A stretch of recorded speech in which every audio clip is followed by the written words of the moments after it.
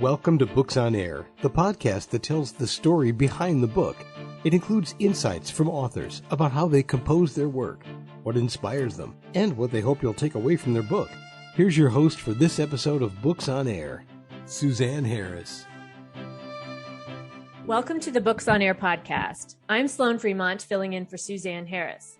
This is the podcast where listeners get the secret story behind every book. We have all heard about fairy stories in which the knight must rescue the beautiful woman who is locked in the tower. But what happens when the king is pursued into the tower by assassins and the beautiful woman must try to stop them?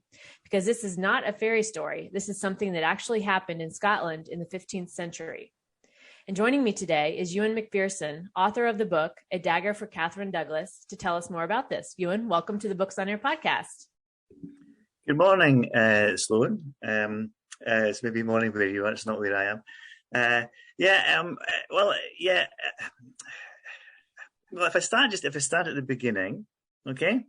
I was 10 years old, and I was in hospital when I was 10 years old. Actually, twice. Mm-hmm. And I was off to school. I couldn't go to school, so my mother went into the school, and she said, "Ewan's interested in history." I did quite like history, and she got a history book. She brought a history book back for me. So I read that when I was at home. So I'm 10 years old reading this history book at home. And the reason I'm telling you this is because I had been used to Batman, watching things like Batman, with right. Adam. I'm so old. There was the Adam West Batman. I loved that program, actually. Adam West, I'm used to watching that and John Wayne cavalry film, cowboy films, cavalry films, whatever. And the good guys always won. So you would have a predicament, the guys that get thrown in a predicament, and they always win in the end. That was that. Right. And that's what I was used to. And that's what I was expecting. And so here we had a situation where people tried to assassinate the king, and the assassins, they knew where he was. Okay, so if I just explain the situation a little bit, where it's 1437, people travel around on horseback or in carriages drawn by horses. It sounds a lot like Cinderella, but that in a sense, that's not too far from where we are. So to travel around the country, for the king to travel around the country, that was not a simple thing. Right. And he would have meetings around the country. So you would travel somewhere, stay overnight, travel to somewhere else, stay overnight. Mm-hmm. This was the way that in the Middle Ages, or whatever, the medieval world, whatever, this is the way that kings did their business. They traveled around. Right. And so if you wanted to attack the king, you would know things. You would know, in this case, we're in February 1437, and the assassins knew he was going to be in Perth, in Scotland, not Perth, Australia, obviously. Mm-hmm. Mm-hmm. Perth at that time was called St. John's Town, after St. John the Baptist, because there's a church dedicated to St. John the Baptist there, so people talked about St. John's Town. Mm-hmm. So you would know, in February, the king's going to be in St. Johnstown. You would know that. So the king had royal apartments attached to Blackfriars Monastery, and the assassins removed the bolts from the doors to the royal bedchamber. So in those days, actually there was quite a lot of security, because there would be the royal bedchamber, and then around that there'd be other bedchambers, ladies in waiting, the children in the nursery. There were no corridors. So normally you think about a castle or whatever, you think lots of corridors with these burning braziers and all these statues of these knights in armour, No, there were no corridors. So that to get to the king's bedroom, actually you had to go through a series of bedrooms. So actually the security was quite good. Mm-hmm. But the assassins removed the bolts from the doors, and it gets to midnight. So the king is just doing kingly things. He's been eating too much, too late, drinking wine. You have people playing the harp, the pipers, this sort of thing going on. And then they hear a commotion outside. Somebody shouts treason.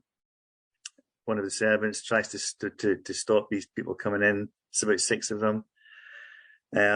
So they realise what's going on. They hear what's going on. So they flee through these bedchambers to their own bedroom. Mm-hmm. Of course, there's no bolts in the doors. So obviously we're not talking about locks that you would turn with a key. We're talking about you'd shut the door and put a wooden bar through the brackets. That's the way you would lock the door. Right. the assassins have taken the bolts away.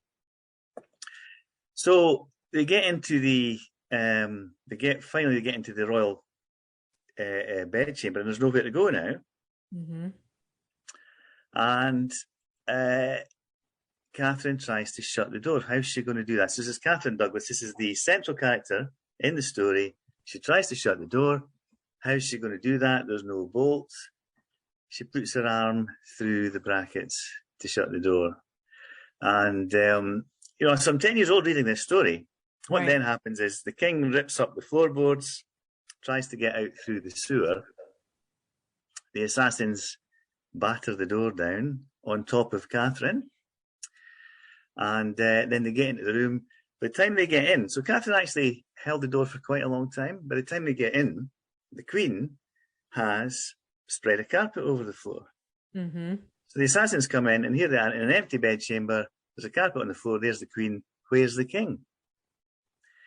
But they did, how do you hide? How do you hide a hole in the floor? They did roll back the carpet. So there's 5 of them. So the story goes: one went in, fought underneath the bedroom. This is in the sewer. Fought in the sewer with the king. The king killed him. And I guess you would say the king had a slight advantage here because his eyes would be used to the dark, accustomed to the dark now. The second one gets ordered down, goes down into this sewer, gets killed. So that's 2 who've gone in and got killed. So then the 3 of them, they decide, we'll just go in together. So 3 of them went in together and they killed the king in the sewer. And, so that's the story. Now, as I said, I read this 10 years old, having grown up on Batman. I'm so old. Stingray also, I remember watching that. I mean, you'll not know what I'm talking about, Sloan. But I was just expecting, when Catherine put her arm through the door, I was expecting, the heroic ending. She was going to save the king's life. That's what I was waiting for. And it never came. And, it actually, what happened was I put the book down. I stopped reading the book. I couldn't read it anymore, and I didn't pick it up again. I never picked that book up again. I was 10 years old, but that story left an impression on me. Mm-hmm. And so here I am, a long time later, just writing a novel about it, because I think it's something, to me, it's an example of traditional. I know we kind of live in a different world now, but it's an example of traditional female courage. What do women do? If you think about mothers traditionally, if we think about, throughout history, what do you normally do? You make sacrifices for other people. That's normally what the woman does. Right. So other people get to be rich and famous or whatever. It's the woman who makes the sacrifices. And here's Catherine just, doing what might come quite naturally to the woman. She sacrificed herself to save the king, except of course she doesn't save the king, But I just felt it's just something that people should know the story a bit more, I think, than they do. And so your book, A Dagger for Catherine Douglas, is based on the Catherine from the story that you read when you were 10 years old. That's right. And is she the star of the story that you in your book? Yeah, I mean, obviously, the golden rule with writing is write about what you know, and so, yeah, she's the central character, but I have another male character as well. So the male character, a lot of the way that I look at the world and a lot of my thoughts about the world come through the male character. Mm-hmm. So the male character is involved in this story, and he's involved with Catherine. So you have this love story running between the male character, his name's Sean Campbell. Yeah. And so you have this love story running between Sean Campbell and Catherine Douglas. And obviously you want to know, how's this story going to end? So your focus, partly because a lot of people who read this story will not really know the history. A lot of people who read it won't know the history, but some people who read it will know the history. So if you know the history, you know the ending, certainly with relation to Catherine and the king. So I brought this other character in. So this is where I bring in a bit of fiction into a factual tale. And so Sean Campbell and Catherine Douglas, the story is really about their relationship and the choices that they have to make, and they find themselves in this situation. I'm not sure how much to say here, because it is a novel in which you don't really want to give away the ending. Exactly. Right. Because we want to give away too much. Yeah. So why don't we maybe tell one of your favorite scenes in the book that you wrote about, or even as you were kind of touching on the theme of how you were going for something a little bit different and to kind of point out the female side of things. Is there a particular scene in the book you might want to share with the listeners? Well, actually, I mean, what I suppose, I mean, there's a lot of things in the book that I'm really proud of, that I'm really pleased with. If we begin at the beginning, because I set up the character of Sean Campbell very early on, and this is something that, again, is fictional, but is based on something that happened. Right. Because if I talk about the Battle of Waterloo, which now this story is set in 1437, the Battle of Waterloo takes place in 1815. But before the battle, on the eve of the battle, there was a French mansion, and a Scots regiment was asked to capture this French mansion. Now, the point about that is if you've got a mansion, you've got walls and windows and things like that, so it's a very good lookout point, but it's also you can shoot, from a position of being, protected by the walls and stuff. Right. It's quite an important thing to hold if you're fighting a battle. Let's have, it's like holding the high ground. Let's get that, Yeah, yeah. So this Scots regiment was asked to take this mansion, and they managed to get in and hold it. But there were some French soldiers in there as well, and they went through these gardens, and they found a drummer boy. And so I've used, this is a story that I had a long, long time ago. They found this drummer boy. And so I've used that story as well because Sean Campbell, at the very start of the story, he's involved in an attack on a castle, and this is just setting up the character. Right. And they come across a drummer boy, and somebody that Sean is with cuts the throat of the drummer boy for the obvious reason that you can't have him making a noise. You've got to think about yourself and your own preservation, self-preservation. So they cut the throat, and cutting the throat is a very effective way to get rid of somebody because they can't scream, right. As well as you're not going to last very long because there's so much blood coming out. So it gets rid of you very quickly, very efficiently. So, but the character who does that, the drummer boy, doesn't get out of the castle, and Sean does, and then Sean is left with this hanging over him. Did he do it? And nobody's really sure, and he has this, so he's carrying this black mark around this, maybe he was the guy that did it. So he, when he comes to King James's court, he's coming with this reputation. Maybe he cut the boy's throat. So that's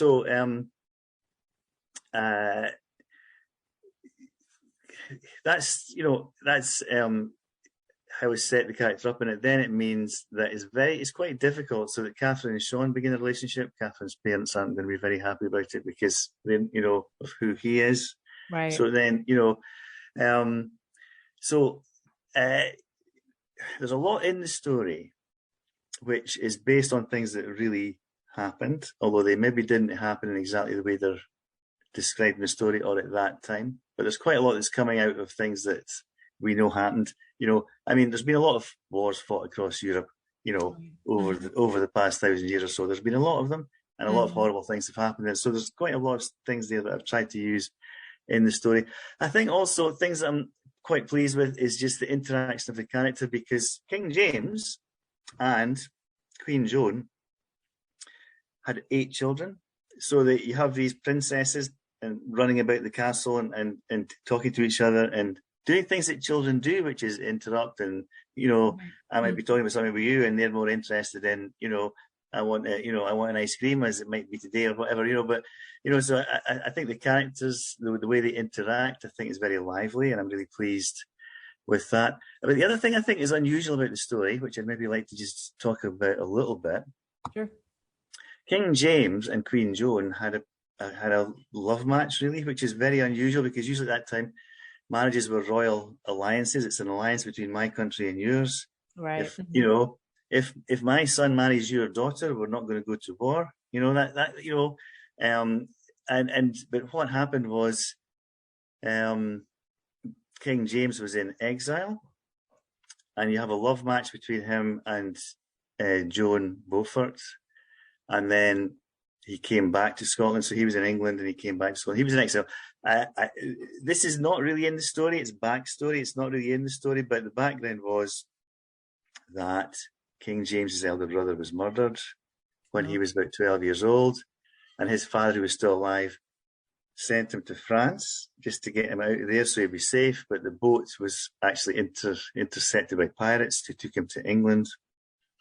So he spent about he spent about 18 years in England because it wasn't safe for him to come to Scotland. But then what happens is his father's dead, his brother's dead. He's the king in exile, and he came back. But he came back with his bride, with Joan, which again was something that it was a love match, and that's wonderful. In terms of the politics of the time, it probably wasn't very clever, because if he'd come back as a single man, he could have married into a powerful family and started to make alliances, which he needed, Right, yes, but he came back with his wife Joan, and all this is in the story, and they reminisce about how they met, and so there's I'm quite pleased about the way that I've developed the characters, not just Sean and Catherine, but also the king and Queen Joan and their large family. I'm quite pleased with the way the whole thing runs together. Yeah, good. Yeah, and that intersection of based on true events, but then having the freedom to be able to get creative with some of it too, and take that and build that story and build those characters in a way that really makes for an interesting story and an authentic one based on what you know about history, and it sounds like you're interested in that. That's something you're very interested in, and it sounds like something you enjoy doing. Yeah, I don't know what it is, but I mean, I think with history, I do find it fascinating. I think because we'll have these sort of ghosts from the past. They're there, they existed, they're part of what we are, part of what made us. Right. But we can't ever really pin them down. I mean, as I said, this story's set in 1437. One of the beautiful things about writing a fictional story is you can put words into their mouths. You could not possibly do that if I was writing a factual piece. If I wanted to write a factual history, a factual biography, the life of King James I, for example, you're really tied down to the facts that we know. Well, what are the facts that we know? Well, that comes down to the documents that have survived. And there's documents that didn't survive. We know nothing about that. So there's, if you're writing factual history, you're weighed down or chained, here's the documents that have survived. That's all you've got. Right. If you're writing fiction, you've got so much more freedom. Okay. Yeah. And I can, King James said this, he scratched his chin, he thought pensively, whatever. You can do all of that. You couldn't do that in a history book. That's right. And that it kind of, hearing you describe that, also feels like you get to step into the character a little more than if you were writing the factual book, because the factual book is only telling you fact one, fact two, whatever the list of facts are. They're not, it seems like they don't often go too far into the personality of the person, and being able to create characters and step into that role seems like it would be very fun and very interesting way to approach a historical events.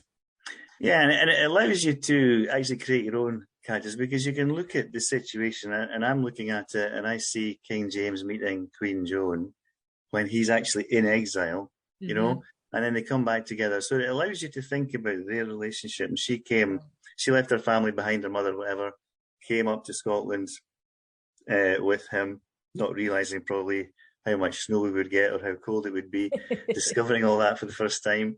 Right. So yeah, it allows you to go into the characters in a way that you couldn't possibly if you're writing a history book. You've got to be very careful, because you've got to try your best to be true to the known facts. And as I said, with fiction, obviously the known facts are there, and you can't change them, but you can. But where there's gaps, and there's gaps in between them, where there's gaps, you just fill in the gaps. And I know that if you think about it in this kind of way, I know you might say, if somebody's in London and they're going to Vancouver, you might say, well, maybe they took a flight, maybe they stopped at New York.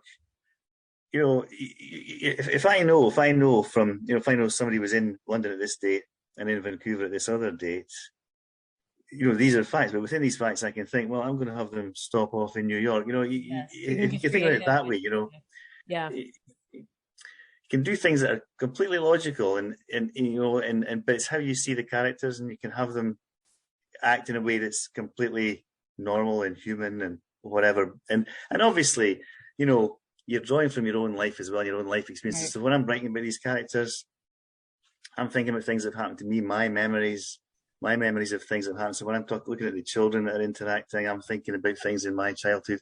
So you're using as much, true material as you possibly can, from wherever it's coming from, to create this story. So it gives it that ring of authenticity.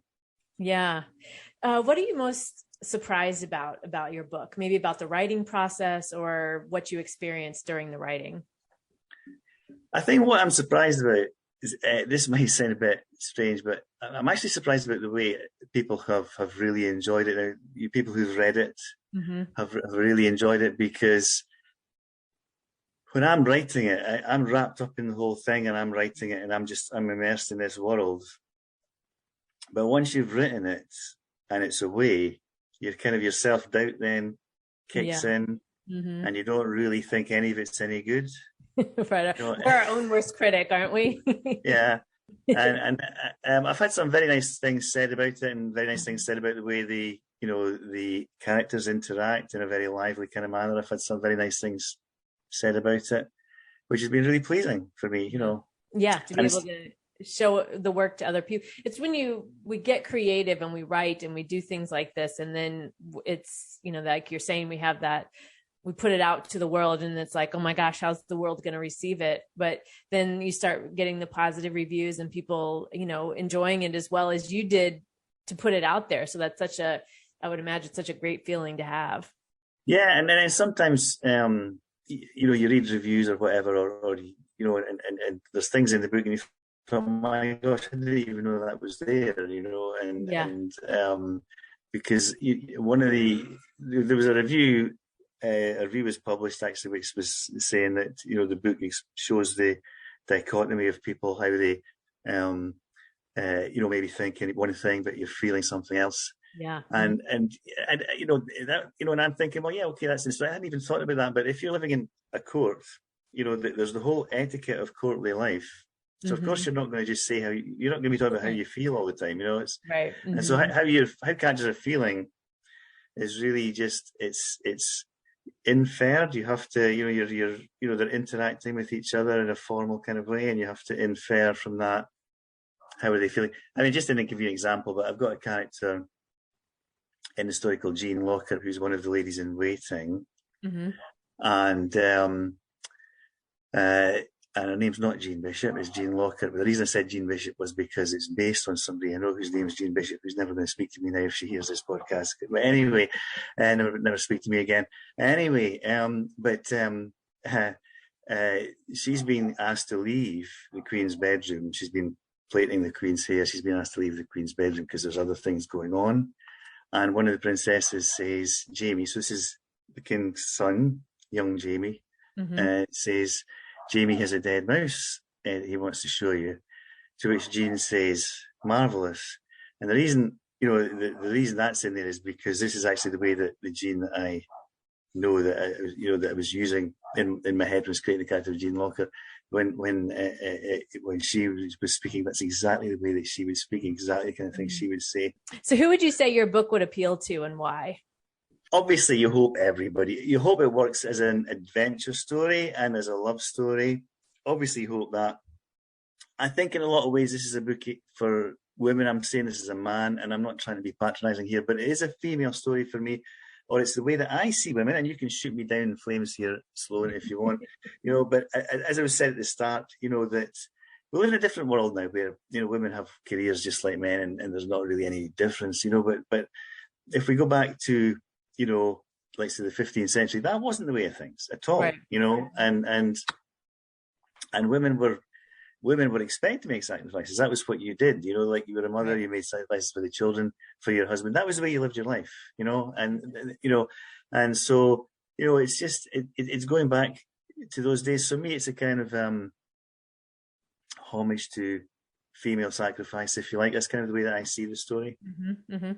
Yeah, and that is, I mean, in this day and age, it's not something we really think about. I don't think much until we read a story like this and remember how things used to be in that way, and how different that is in some ways not, because there is still the nature of men and women and how, our tendencies. And so I think it's very interesting to read about that and just remember how things were, many years ago, and how things are today. So that's just very interesting topic. And I wish we had more time, but we're coming up on the end of the episode here. So my guest this week has been Euan Macpherson, author of the book, A Dagger for Catherine Douglas. Euan, thank you for joining us this week. Thank you very much. Thank you for having me. Yeah. Before we close out, do you have any final thoughts you want to share with the listeners about your book? Well, only that when I'm writing, I like to write about people who have more courage than I do. And this is what maybe draws me to history. And I'm looking at people that get into situations, and you think about how you would have fared in those situations. And so things that make an impression on me, when I see people acting with courage, Mm-hmm. With making sacrifices, that makes an impression on me, maybe because it just, the coward in me thinks, my goodness, how did she do that? Or whatever, So, so that's, what motivates me to write, maybe. Yeah. And I think we can all relate to that, reading those things and having those parts of us that are, I wish I could do that. Or, so I think it's so relatable. So Euan, thanks again for joining us and being our guest on Books on Air. You can find more about the book, A Dagger for Catherine Douglas, on Amazon, and I'll link to the book in the show notes, so be sure to check that out. You've been listening to the Books on Air podcast, brought to you on webtalkradio.net. You can also hear this podcast on Spotify, iHeartRadio, Stitcher, and Apple Podcasts. I'm Sloan Fremont, and I hope you'll join us for the next Books on Air podcast. Remember, you never know who's going to be here, and you never know what we're going to talk about. Thank you so much for listening.